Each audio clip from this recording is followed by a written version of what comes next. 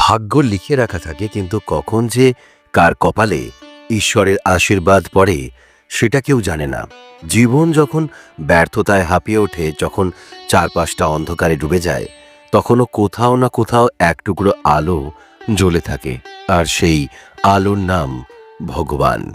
আজ আপনি এই ভিডিওটা পেয়েছেন, বলে রাখি, এটা সাধারণ নয়। আপনি নিজে থেকে খোঁজেননি, কিন্তু এই ভিডিওটি আপনাকে খুঁজে নিয়েছে, কারণ এটা ঈশ্বরের প্রথম সংকেত। জীবনের কোনো বড় বদল যখন আসতে থাকে, তখনই এমন হয়। আপনি বুঝতেই পারবেন না কখন কোন কথা, কোন মানুষ বা কোন ভিডিও আপনার জীবনটাকে বদলে দিতে এসছে। আজ এই ভিডিওর মধ্যে এমন কিছু আছে যা বলা মাত্র সত্যি হবে, তাই খুব সাবধানে শুনবেন, খুব সাবধানে বলবেন, কারণ এই কথা আর সাধারণ কথা নয়, এটা ঈশ্বরের দেওয়া বাক্য। জীবন অনেক কিছু কেড়ে নিয়েছে ঠিকই, স্বপ্ন ভেঙেছে, মানুষ ছেড়ে গেছে, সময় কেটেছে দুঃখের দরিয়ায় ভেসে, কিন্তু আজও যদি কোথাও মন থেকে একটা প্রার্থনা রয়ে যায়, একটা না বলা কথা থেকে যায়, তবে আজ সেই দিন। কারণ এই ভিডিও আসা মানেই ঈশ্বর আপনাকে নিজের আশীর্বাদের ছায়ায় ডেকেছেন। চোখ বন্ধ করুন, বুকের ভিতর হাত রাখুন, আর মন থেকে শুধু একবার বলুন, ঈশ্বর, আমি তোমার সংকেত বুঝেছি।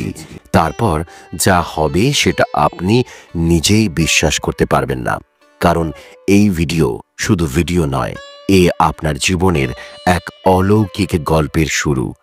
রাত তখন প্রায় শেষ। দক্ষিণেশ্বর মন্দির প্রাঙ্গণ নিস্তব্ধ। মন্দিরের আকাশে অন্ধকারের মধ্যে কেবল দূর আকাশের তারাগুলোই টিমটিম করছে। মন্দিরের বাইরে গঙ্গার জলের মৃদু ঢেউ আর ঘাটের কিছু প্রদীপের আলো যেন এক গভীর ধ্যানের মতো পরিবেশ তৈরি করেছে। ভোরের দিকে মন্দিরের এক কোণে মাটির মেঝেতে বসেছিলেন রামকৃষ্ণদেব। তার চোখে এক আলোকিত জ্যোতি, মুখে এক রহস্যময় হাসি। এক শিষ্য একটু দূরে বসেছিলেন। কিছুদিন ধরে শিষ্যের মনে অনেক প্রশ্ন ঘুরছিল, বিশেষ করে ভোরবেলা তার ঘুম ভেঙে যাওয়া। আজ রাতে তিনি শ্রীরামকৃষ্ণদেবের কাছে আসার সাহস করলেন। শিষ্য ধীরে ধীরে শ্রীরামকৃষ্ণদেবের কাছে এসে বসে পড়লেন। তারপর শান্ত কণ্ঠে বললেন, ঠাকুর, আমি কিছুদিন ধরে প্রতিদিন ঠিক ভোর 3টে নাগাদ ঘুম থেকে উঠে যাই। আমার কিছুই হয় না, তবে মনে হয় যেন কেউ আমাকে ডাকছে। এটা কি কোনো সংকেত? ঈশ্বর কি আমাকে কিছু বলতে চাইছেন? ঠাকুর মৃদু হেসে বললেন, আরে বাবা, তোমার মনের গোপন প্রার্থনায় সাড়া দিচ্ছেন মা। যখন তুমি ভোর 3টে নাগাদ ঘুম থেকে উঠে যাও, সেটি ব্রহ্ম মুহূর্ত। এই সময়টা খুবই পবিত্র। এই সময়ে মানুষের মনের পর্দা অনেকটা সরে যায়, আর তার মনের গভীরে ঈশ্বরের স্পন্দন শুনতে পায়। শিষ্য বললেন, কিন্তু ঠাকুর, এটা কি আমার কল্পনা নয়? আমি প্রতিদিন একই সময়ে ঘুম থেকে উঠে যাচ্ছি, কিন্তু এর মানে কি? কেন মা আমাকে ডাকছেন? ঠাকুরের মুখে অমায়িক এক হাসি, চোখে এক গভীর শান্তি। শ্রীরামকৃষ্ণদেব বললেন, দেখো, কখনো কখনো ঈশ্বর আমাদের ছোট ছোট সংকেতের মাধ্যমে ভালো সময়ের বার্তা দেন। এই সংকেতগুলো বোঝার জন্য আমাদের মনকে নির্মল করতে হয়। ভোরবেলা যখন তুমি ঘুম থেকে উঠে যাও, তখন এটি তোমার মনের ঈশ্বরের প্রতি আকর্ষণ বাড়ানোর একটা প্রয়াস। মা তোমাকে জাগিয়ে দিচ্ছেন, কারণ তুমি তার কাছাকাছি আসার জন্য প্রস্তুত। শিষ্যের চোখে কৌতূহল, আনন্দের ঝলক ফুটে উঠল। তাহলে কি মা আমাকে আশীর্বাদ করছেন? ঠাকুর শ্রীরামকৃষ্ণদেব মৃদু স্বরে বললেন, হ্যাঁ, মা তোমার প্রতি প্রসন্ন। তিনি চাইছেন তুমি তার কাছে আসো, তার পায়ে মাথা রাখো। এই সময়টিতে জেগে থাকার মানে হলো তুমি তার কৃপা পেয়েছ। মা বলছেন, যে সময় হৃদয় শান্ত থাকে, সে সময় ঈশ্বরের বাণী খুব সহজেই শোনা যায়। তাই এই সংকেতগুলোকে ছোট ভেবে দূরে সরিও না, বরং ভোরবেলা উঠে একটু ধ্যান করো, মন্ত্র জপ করো। দেখবে মা কিভাবে তোমার মনকে পূর্ণতায় ভরিয়ে দিচ্ছেন। ঠাকুর বললেন, ঈশ্বরের সংকেত কখনোই স্পষ্ট নয়, কিন্তু সেগুলো খুবই রহস্যময়। যারা বোঝে তাদের জীবন আলোকিত হয়ে ওঠে। আমাদের মন যখন শুদ্ধ হয় তখন এই সংকেতগুলো আমরা খুব সহজেই ধরতে পারি। আর ভোর 3টে থেকে 5টা হলো সেই সময় যখন ঈশ্বরের কৃপা সবচেয়ে বেশি কাজ করে। তাই এ সময় যদি ঘুম ভেঙে যায়, সেটি মায়ের ডাক। শ্রীরামকৃষ্ণ দেব হাত তুলে আশীর্বাদ করলেন। তুমি ঠিক বলেছ, যারা মার কৃপা লাভ করে তাদের জীবনে সত্যি ভালো সময় আসবেই। ঈশ্বরকে সত্যিকারের ভালোবাসো, তিনি তোমার জীবনে এমন ভাবে আসবেন যে তুমি ভাবতেও পারবে না। তাই মন দিয়ে মন্ত্র জপ করো, মায়ের চিন্তা করো, দেখবে সব সমস্যা দূর হবে, ভালো সময় আসবেই। অভাবের বোঝা, অর্থকষ্টের কাঁটা, মাঝে মাঝে জীবন যেন থমকে দাঁড়ায়।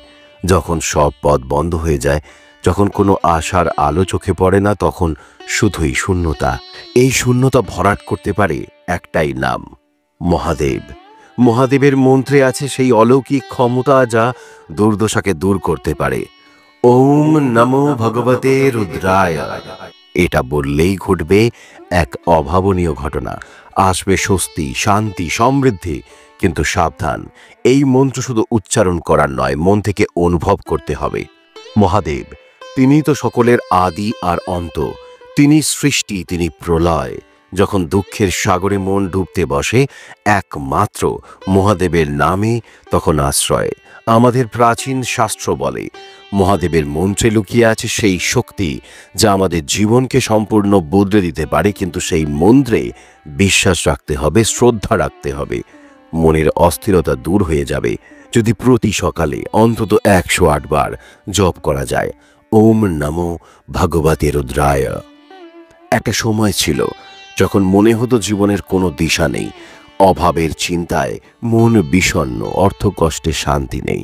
তখন মহাদেবের মন্ত্রই সেই আলোর রেখা দিয়েছিল। শাস্ত্র বলে, ওম নমো ভগবতে রুদ্রায় মন্ত্রটি জপ করলে মনের সব ইচ্ছে পূর্ণ হয়। মহাদেব আমাদের মনের গোপন কথা শুনতে পান, আমাদের কষ্ট বোঝেন। মহাদেব যখন ত্রিশূল হাতে দাঁড়িয়ে আছেন, তখন কোনো দুর্ভাগ্য আমাদের কষ্ট দিতে পারে না। এই মন্ত্রের প্রতিটা জপই যেন মহাদেবের দিকে একটা আরতি, একটা ডাক। মহাদেব, আমাদের দুঃখ দূর করো, আমায় রক্ষা করো। শ্রী রামকৃষ্ণদেব, মা শারদা এবং অন্যান্য সাধু সন্তের কথায় আমরা জানতে পারি ঈশ্বরের সংকেত অনেক ধরনের হতে পারে। প্রত্যেক সংকেতই আমাদের জীবনে এক বিশেষ বার্তা বহন করে আনে। তার এই রহস্যময় সংকেতগুলো বোঝার জন্য দরকার গভীর আধ্যাত্মিক জ্ঞান এবং বিশ্বাস। আচ্ছা দেখুন তো, আপনারা এর মধ্যে কটি সংকেত এখনই পেয়েছেন? অবশ্যই কমেন্ট করে জানাবেন। 1. ভোর 3টে থেকে 5টার মধ্যে ঘুম ভেঙে যাওয়া। এই সময়টি ব্রাহ্ম মুহূর্ত বলা হয়। এই সময় ঘুম ভাঙলে জানবেন ঈশ্বরের কৃপা আপনার উপর রয়েছে। 2. মনে শান্তির অনুভূতি। কোনো কারণে অকারণে যদি মনে শান্তি অনুভব করেন, বুঝবেন আপনার জীবনে সুখের আগমন আসন্ন। 3. বড় কোনো দুশ্চিন্তা হঠাৎ মিটে যাওয়া। যদি বড় কোনো সমস্যার সমাধান হঠাৎ ঘটে যায়, সেটি ঈশ্বরের পক্ষ থেকে সংকেত। 4. সফল স্বপ্ন। আপনার স্বপ্নে যদি মন্দির, পবিত্র স্থান বা ধর্মীয় প্রতীক দেখতে পান, তবে বুঝবেন প্রাচুর্য আসছে। 5. হঠাৎ ভক্তি বা ঈশ্বরের প্রতি আকর্ষণ বাড়লে জানবেন এটা ঈশ্বরের আশীর্বাদ। 6. ঈশ্বরকে স্মরণ করা বা ভক্তি গান মনে পড়া মানেই তিনি আপনার সঙ্গে রয়েছেন। 7. দীর্ঘদিন ধরে একটি ইচ্ছা পূর্ণ হওয়া মানে ঈশ্বরের কৃপা। 8. শিশুদের মধ্যে ঈশ্বরের একটি অংশ থাকে, তাদের দেখতে পাওয়া সুখের আগমনের লক্ষণ। 9. হঠাৎ করে মনোবল ও আত্মবিশ্বাস বৃদ্ধি পেলে বুঝবেন ভালো সময় আসছে। 10. পশুদের আচরণ হঠাৎ পরিবর্তন দেখা যায়, যা ঈশ্বরের সংকেতের ইঙ্গিত। 11. গাছের সবুজ পাতা, নদীর শান্ত জল বা আকাশের মেঘ যদি বিশেষভাবে আপনার চোখে পড়ে, জানবেন ঈশ্বর আপনাকে কিছু বলতে চান। 12.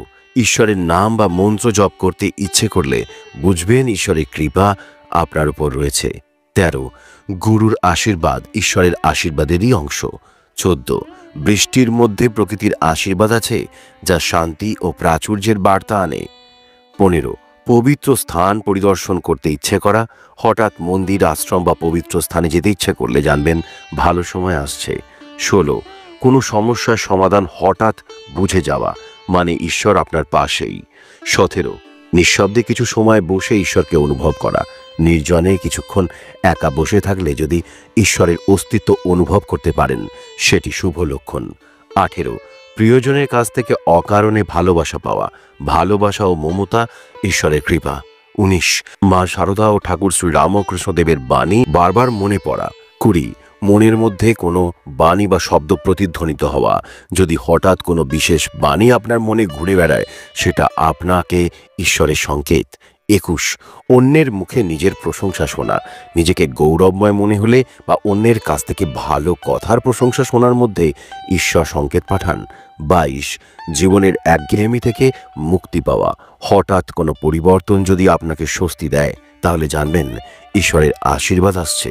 23, মনের মধ্যে আশার আলো জ্বলে ওঠা। যে কোনো কঠিন পরিস্থিতিতেও যদি আপনার মধ্যে আশার আলো দেখতে পান, তাহলে জানবেন ঈশ্বর আপনার সাথে আছেন এবং আপনার ভালো সময় সামনেই।